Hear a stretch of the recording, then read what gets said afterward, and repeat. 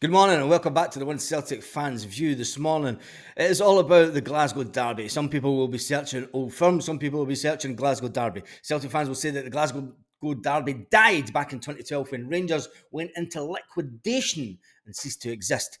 There'll be certain fans out with Scotland that won't understand why there are no away fans at the Celtic Rangers game today. I'm going to let you listen to a podcast from back in the day from Rangers fans talking about the need to expel Celtic fans from their stadium. Beggars belief for me, particularly in the aftermath of the 5-1 victory last season, and particularly given how well Celtic have been playing at Ibrox. It still staggers me that yet we've not heard more from Rangers saying to Celtic, you know what, we'll stick you in the corner. Two reasons that I say that should be done. One, Rangers fans can't enjoy seeing the 7,500 Celtic fans gloating. On Secondly, a regular basis. Of a whole stand of Celtic fans behind a Rangers goalkeeper. It wouldn't surprise me if Sheena is making representations behind the scenes to maybe say, look, can we not get Rangers fans in there? Let's get 46, 47,000 Rangers fans inside Ibrox, as opposed to handing a fair chunk, particularly that is visible, to Celtic fans. Well, and that is a Rangers fan back in the day talking about, and this is what led to the reduction of away fans at the Celtic Rangers game. They didn't like the fact that Celtic under Brendan Rodgers the first time round was winning convincingly on an ongoing basis. And yes, we did party hard at their stadium and we did enjoy ourselves winning on a regular basis. One of the most fun times for me was going into the game with Lee Griffiths, the Celtic player at the time, who was injured. He did come in with the away fans and I walked into the stadium with him that day. And when we won the game, he stood up in the second tier and he waved the Celtic flag around rather enjoyably. Anyway, move on from that. Brendan Rodgers has been talking about the Scottish media, and the Scottish media do have an agenda. Will Celtic lose today? It'll be the first, if Celtic lose today, it'll be the first time since 1994 that Celtic have lost 3 games in one calendar month. Now, if you're a Celtic fan of any age, you remember that 1994 was not a really happy time for Celtic back in those days. Less we talk about that era, the better. It was a time that Celtic were going through a change, and it led to Fergus McCann ultimately taking over the club and Celtic being the club it is today. Yes, Celtic did not die. Celtic paid off their debt to the bank, the $5 million that was owed to the bank. Fergus McCann paid off that debt, and it assured that the club continued as a viable asset. Anyway, the Brendan Rodgers, the Celtic manager, has been saying, look, Celtic are at top of the league with 5 points. They might have 2 games in hand, but even though we've had some setbacks over the last couple of weeks earlier in this month, he said, look, we went to Ibrox in September, and people were saying that Celtic were in crisis. Celtic were missing quite a few players through injury at the start of the season. All our main defenders were injured or one had left.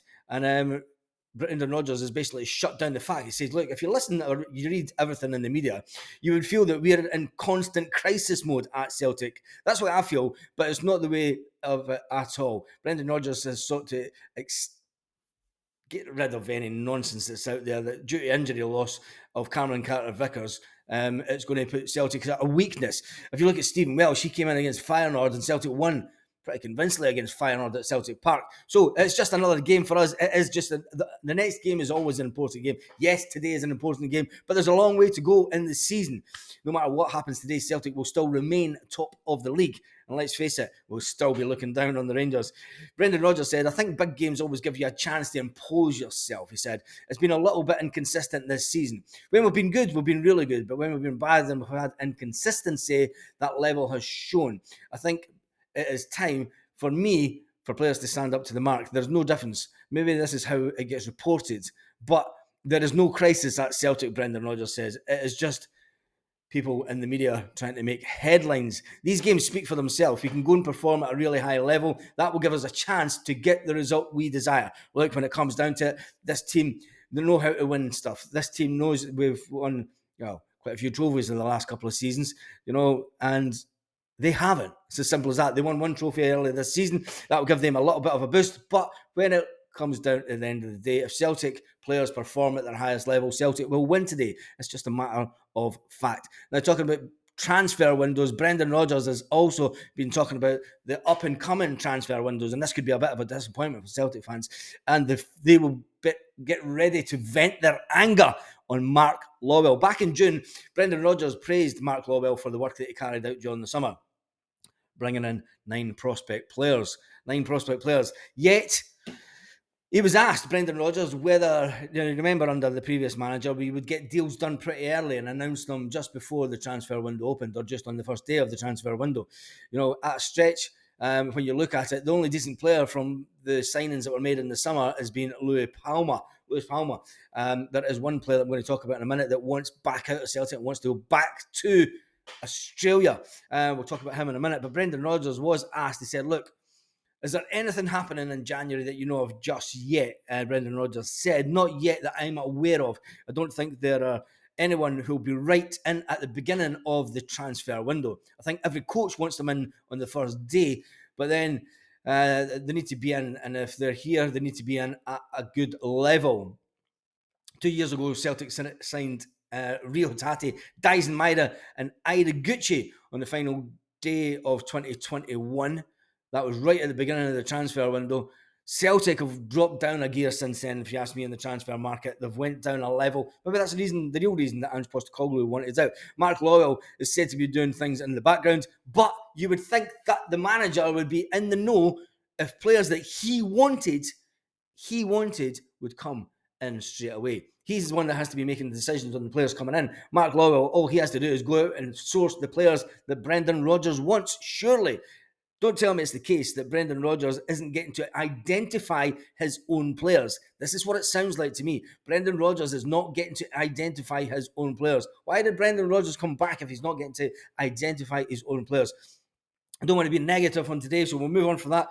But there's one story that is kicking about that's coming out of Australia this morning. Marco Tilio is actively seeking a loan move away from Celtic in the transfer January window. Now, this is a player that came to Celtic injured, remember, at the start of the season. The Celtic winger has only made 2 substitute appearances, and since he joined in July. It's now been suggested that he is unhappy at the lack of progress at Celtic. His representatives have reached out to Sydney FC and Melbourne City about a potential loan return.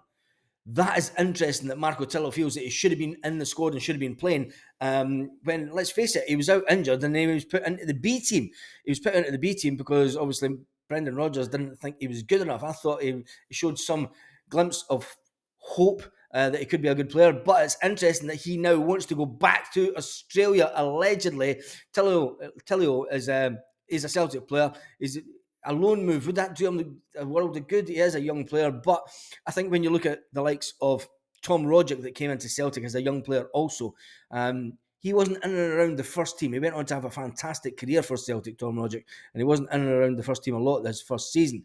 But he took it on the chin and he moved on with it. If Marco is unhappy, send him back. Send him homewards to never sing again, as they say. Anyway, tell me what you think the score will be today. It is Glasgow Derby Day. It's a big game. Chin up, boys. A lot of people will be on their way to the ground as we speak at this moment.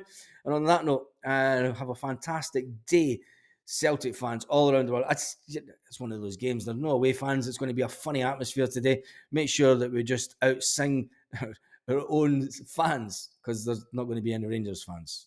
Just one of those crappy moments in Scottish football. They've killed the derby. Now we must go out and kill them on the pitch.